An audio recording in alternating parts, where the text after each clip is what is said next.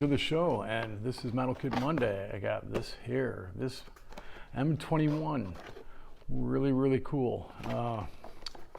Box art right here. This is this here. Nothing on the back. And I'm going to tell you a little bit about the D21, a little bit about the M21 that launched the D21s, which were later launched from B-52s after an accident. Kelly Johnson did not want to risk any more pilots. Bill Park and Ray, there's his name right there. I don't want to butcher his name, but he died in an accident. And at the end of the video, I will show you a film footage that Kelly Johnson narrated. I'm not going to have his narration in there, but I will have the film footage that was taken from the other M21. I believe it was the other M21 that took footage of this tragic accident. And it's, as far as I know, is the only time that an SR-71 or an M21 or an A-12 or any of those high-speed Blackbird planes were filmed at Mach 3. Unfortunately, gets into an accident, but the other M21 was the only thing capable of shooting this launch, and it's taken when this accident occurred, it happened at Mach 3.2. In order to get these, I'll tell you a little bit more about it, why I show you the pieces from the box, but at the end of the video, that's going to be there. Like and subscribe and all that stuff. So what's in the box? What's in the box? So here's the box art. Nothing too spectacular, nothing bad either. I paid 55 bucks for this. I got it from Sci-Fi Modeler at Wonderfest. Check out those videos, those past videos from Wonderfest. There's a QR code just in case you want to go and check out what other things that this model company puts out there. So as we open it, it's a little bit more difficult than you might think. I'm not going to show you me opening it like a crazy person. So here you get it out, and here you're gonna look at it. So this kit, I paid 55 bucks for it. Now, when you see this baggie, you don't need an X-Acto knife or anything like that. It's an easy to open bag, and the directions are right at the bottom, and this little thing for trying out their other kits. If anybody's built any of their other kits, let me know. And so, I mean, I've never heard of this company. I never built anything from this company.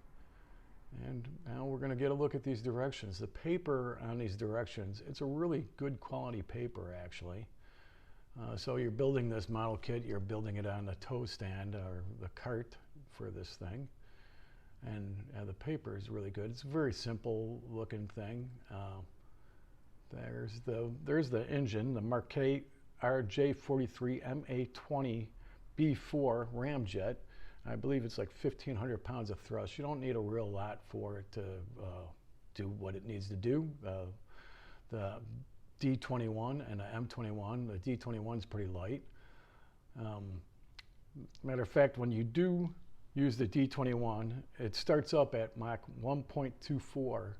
So it helps get the M21, which means mother, and D21 means daughter. It was originally going to be called a Q12, but they went with this. And the reason why it's a 21 is they're like, well, let's just reverse that because, you know, because otherwise it'd be 12. And there was the A12. They just wanted to distinguish it.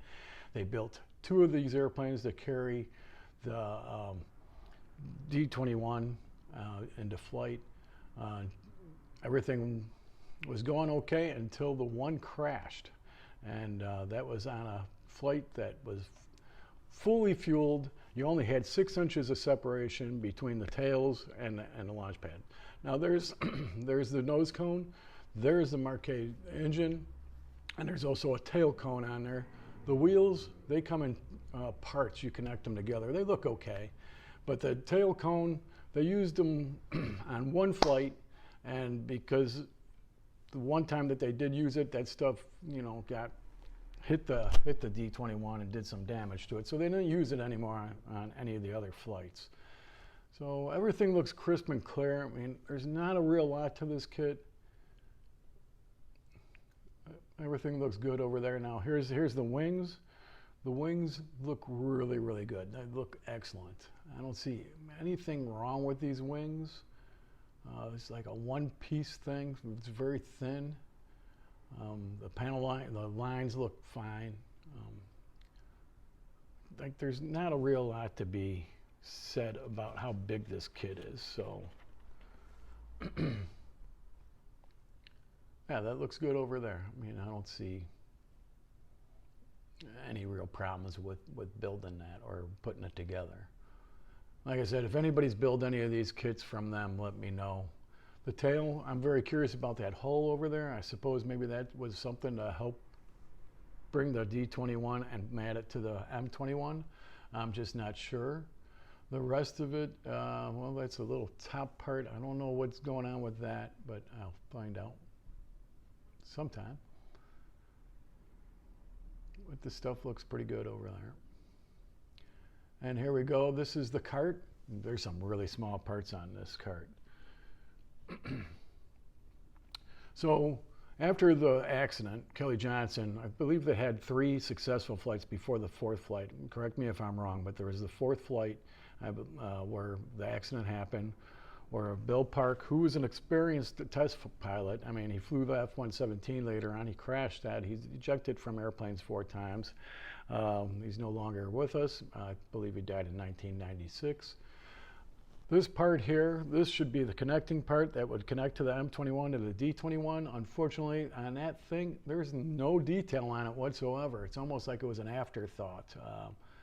I think there might be a little bit of detail on the actual thing, which the actual airplane, the last survivor, they built 2 of these airplanes. The one plane is in Museum of Flight, I believe, in Seattle. So if you look at the rest of this kit here, that looks pretty darn good. At first, these little tiny bumps down there at the bottom, I thought that was something left over from, but it's supposed to be there. Well, that looks pretty good. Yeah, I've got no problems with the way that this kit looks. Maybe a problem with the cost.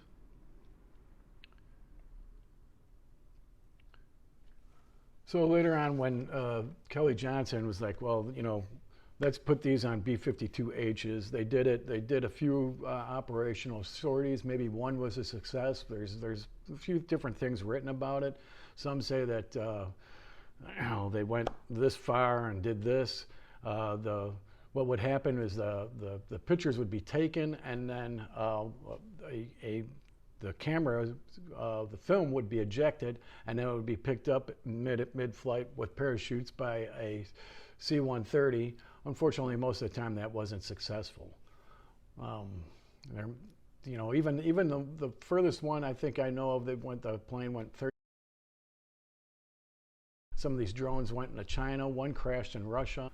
So the decals, there's not a real lot up to the decals. I mean, there's not a lot of stuff on there. They look good. Nothing seems to be out of order over there. And there's this one tiny little photo etch part. Just that. With a piece of cardboard in it. I guess that's supposed to keep it completely flat and without anything bending it. And a little piece of glass. And that's your kit for 55 bucks. Here's the surviving plane back there. This is the plane that crashed, and this is the footage of the Mach 3 flight. Probably the only time a SR-71 type of plane was filmed doing Mach 3 from the other M21. Now it goes up just fine, and carries over. I put a little highlight there. It's very blurry, but you know, this is pretty old stuff. And so it creamed up in the air, crashed into the top of the M21 and disintegrated. Both pilots, the front end was way out there, so they ejected. And the other pilot, I'm not going to say his name right, Ray Torek, these are the successful launches, but he drowned. And I've seen it written in several different ways that he opened up his face mask and he drowned. I also read that his suit was torn and he drowned. So I don't know the real story. there's still some of this stuff that's kind of confidential. The first time I saw D-21 was back in 1993. If I have a picture of it, where I took it over in, I forget where, there's the camera that uses Kodak film. That's a high cone camera. And this is mounted on the B-52s. And that's the way that the story was. And I'll tell you, if I find those pictures that I took in 1993. So thanks for watching, like and subscribe and all that good stuff. And I hope that you got a little bit of history on it and a good look at this kit.